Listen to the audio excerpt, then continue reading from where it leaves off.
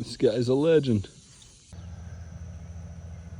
These are the white lily pads, native to Illinois. Great for your pond environment if you got them in there, but they will take over, so you gotta be careful.